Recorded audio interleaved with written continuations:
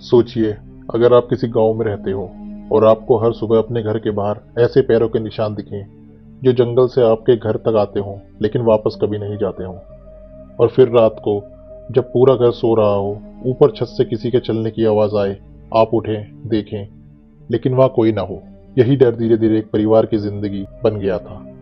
यह कहानी है हिंटरकाइफेक फार्म की। जर्मनी के बवेरिया इलाके में बसा एक सुनसान सा खेत, जहां 1922 में जो हुआ वह आज भी दुनिया की सबसे डरावनी और अनसुलझी सच्ची घटनाओं में गिना जाता है।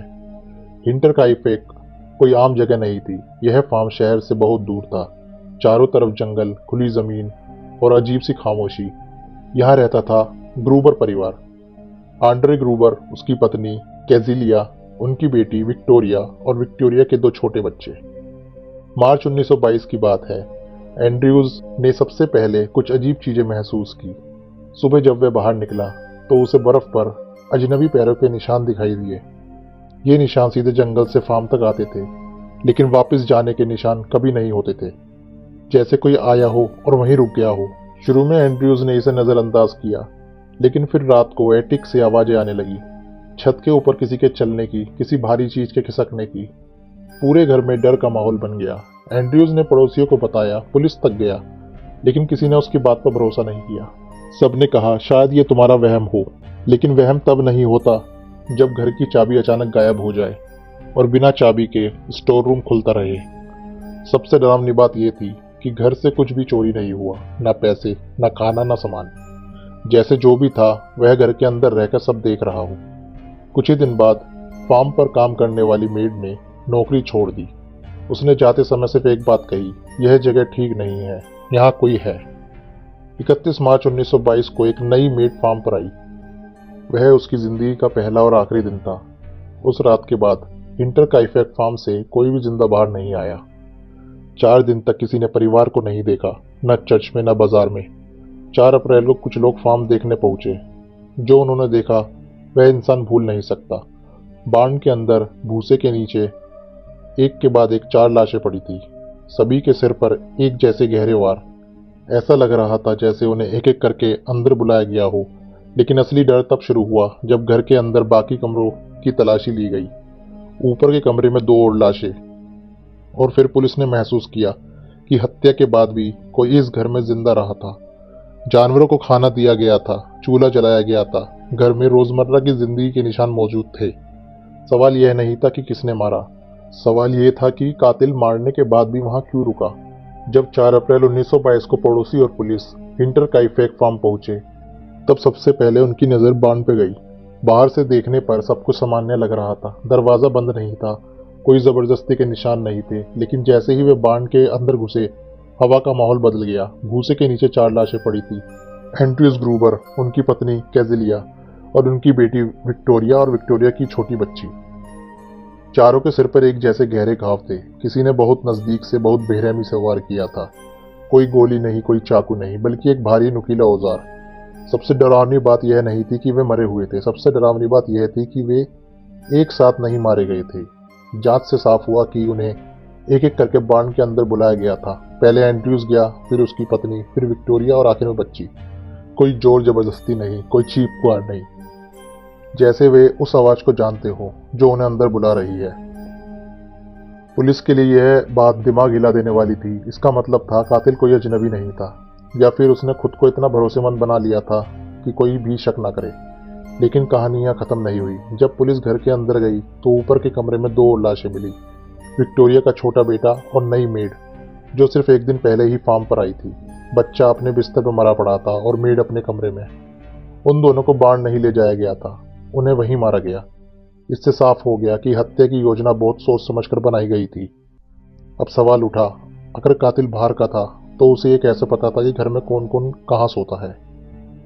और अगर अंदर का था तो वह कौन था? जांच आगे बढ़ी और तब एक और रोंगटे खड़े कर देने वाली सच्चाई सामने आई। हत्या के बाद भी किसी ने फार्म नहीं छोड़ा था।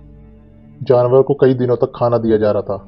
गायों का दूध निकाला गया था, रसोई में खाना बना था, चूल्हा हाल ही में जलाया गया था। यानी कातिल यहीं रहा, इसी घर में, मरे हुए लोगों के साथ। यह सिर्फ हत्या नहीं थी, यह किसी की मौजूदगी का ऐलान था। पुलिस ने एटिक की जांच की। वहीं से पहले आवाज आती थी। और वहीं उन्हें पुराने भूसे, पैरों के निशान और छुपने के सबूत मिले, जैसे कोई ऊपर बैठकर पूरे घर को देखता रहा हो। सवाल अब और डरावना हो चुका था। क्या कातिल हत्या से पहले भी इसी घर में छुपकर रहता था? जैसे जैसे पुलिस की जांच आगे बढ़ी, एक बात साफ होने लगी। यह हत्या किसी अचानक हुए गुस्से का नतीजा नहीं थी। यह सब बहुत पहले से सोचा समझा था। जब पुलिस ने ग्रूबर परिवार के बारे में पूछताछ शुरू करी तो गांव वालों के चेहरे बदलने लगे। लोग खुलकर बोलने से बच रहे थे, जैसे हर कोई कुछ जानता हो, लेकिन कोई सच सामने नहीं लाना चाहता था। सबसे पहले शक गया एंड्रूज ग्रूबर पर, या यूं कहें उसके अतीत पर। एंड्रूज एक सख्त और गुस्सैल आदमी माना जाता था। गांव में उसकी छवि अच्छी नहीं थी। लोग कहते थे कि वो बहुत ज्यादा कंट्रोल करने वाला इंसान था, लेकिन जो बात सबसे डरावनी थी वह थी उसकी अपनी बेटी विक्टोरिया के साथ जुड़ी अफवाहें। गांव में कई सालों से यह बात दबे स्वर में कही जाती थी कि एंड्रयू और विक्टोरिया के रिश्ते सामान्य नहीं थे। इतनी गंभीर कि एक बार एंड्रयूस को जेल भी जाना पड़ा था। हालांकि सबूतों के अभाव में वह छूट गया, लेकिन बदनामी कभी खत्म नहीं हुई। विक्टोरिया की जिंदगी खुद एक रहस्य थी। उसके पति की मौत पहले विश्व युद्ध में हो चुकी थी, लेकिन उसके 2 बच्चे थे और उन बच्चों के पिता को लेकर कोई साफ जवाब नहीं था। अब पुलिस के सामने सवाल था, क्या यह हत्या किसी पुराने बदले का नतीजा थी, या कोई ऐसा था जो इस परिवार से नफरत करता था? कुछ लोगों ने शक जताया कि विक्टोरिया के किसी पुराने प्रेमी ने यह सब किया होगा। कुछ ने कहा यह किसी जमीन के विवाद का मामला हो सकता है, लेकिन हर शक एक एक करके टूटता चला गया। फिर पुलिस ने फार्म पर काम करने वाले लोगों की लिस्ट बनाई और तभी एक नाम सामने आया, लॉरेंस श्लीटनबार्ड। वह पड़ोसी था। वह वही आदमी था जो सबसे पहले फार्म पहुंचा था और जिसने बाण के अंदर लाशों को छुआ था। पुलिस को यह अजीब लगा, क्योंकि उस समय किसी को भी लाश छूने की इजाजत नहीं थी। लेकिन लॉरेंस बिना डरे बाण के अंदर गया, और जैसे उसे पहले से पता हो कि लाशें कहाँ रखी हैं। कुछ लोगों ने बताया कि लॉरेंस और विक्टोरिया के बीच काफी नजदीकियां थी। यह भी कहा गया कि विक्टोरिया का छोटा बेटा शायद उसी का था। अगर यह सच था तो लॉरेंस का इस परिवार से रिश्ता बहुत गहरा और बहुत खतरनाक हो सकता था। लेकिन जब पुलिस ने उससे पूछताछ की तो उसने हर आरोप से इनकार कर दिया। उसका कहना था कि वह सिर्फ मदद के लिए फार्म गया था। सबूत? कोई पुख्ता सबूत नहीं। और यही इस केस की सबसे बड़ी समस्या थी। हर शक के साथ एक कहानी थी, लेकिन कोई भी कहानी साबित नहीं हो पा रही थी। जांच जैसे जैसे आगे बढ़ी, वैसे वैसे एक और डरावनी संभावना सामने आई। शायद कातिल बाहर का नहीं था, शायद वह बहुत पहले से इसी फार्म में रहता था। पुलिस को भी यकीन हो रहा था कि यह हत्या बाहर से आए किसी इंसान का काम नहीं थी, क्योंकि जितने ज्यादा सबूत मिल रहे थे उतना ही साफ होता जा रहा था कि वो जो भी था वह पहले से हिंटर का इफेक्ट फार्म में मौजूद था। सबसे पहले पुलिस ने एटिक की दोबारा से जांच करी। यही वो जगह थी जहां से एंड्रयू को कई रातों तक किसी के चलने फिरने की आवाजें सुनाई देती थी। जब पुलिस ऊपर पहुंची तो वहां बिखरा हुआ भूसा मिला, लकड़ी की पट्टियां पर पैरों के ताजा निशान थे, और एक कोने में ऐसा लग रहा था कि जैसे कोई वहां लेटकर नीचे पूरे घर को देखता रहा हो।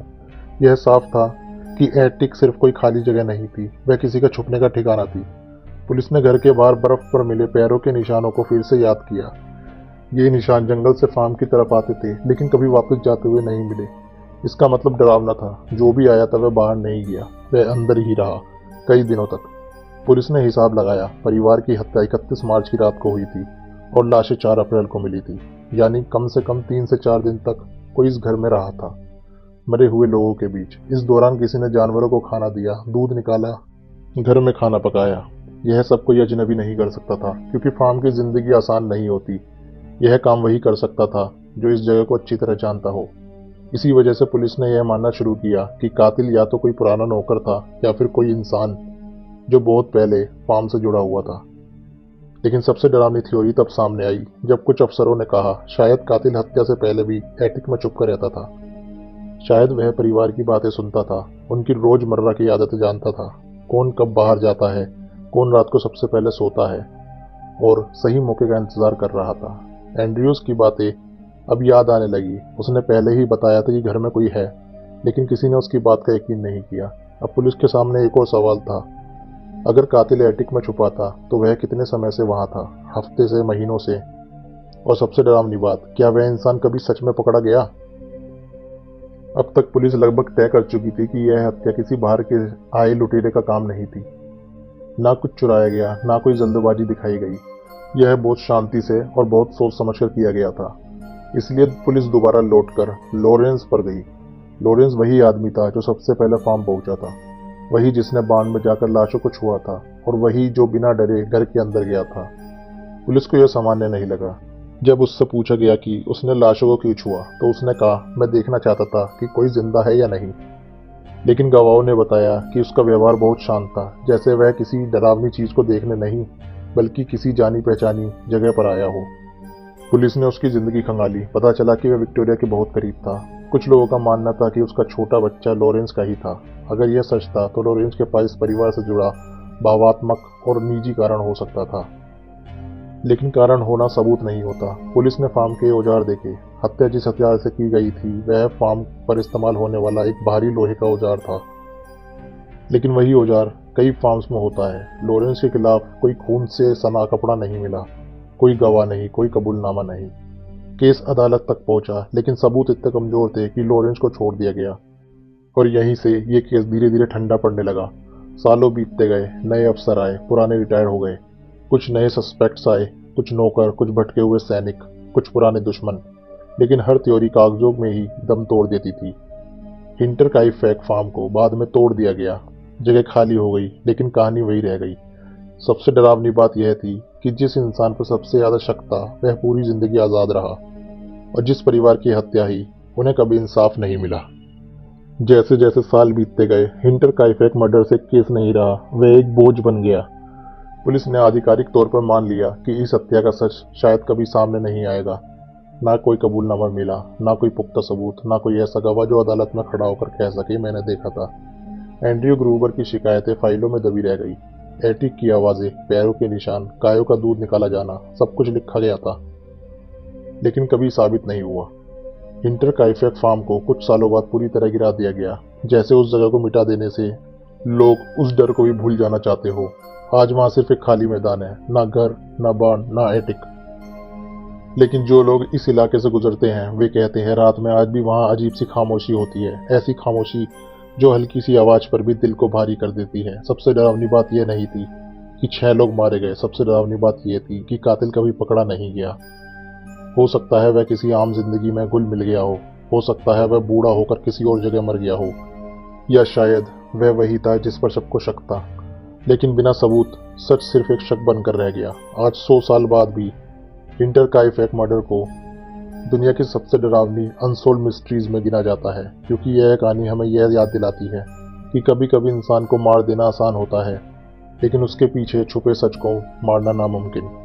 अगर आपको लगता है कि हर सवाल का जवाब मिल जाता है तो शायद आप गलत हैं।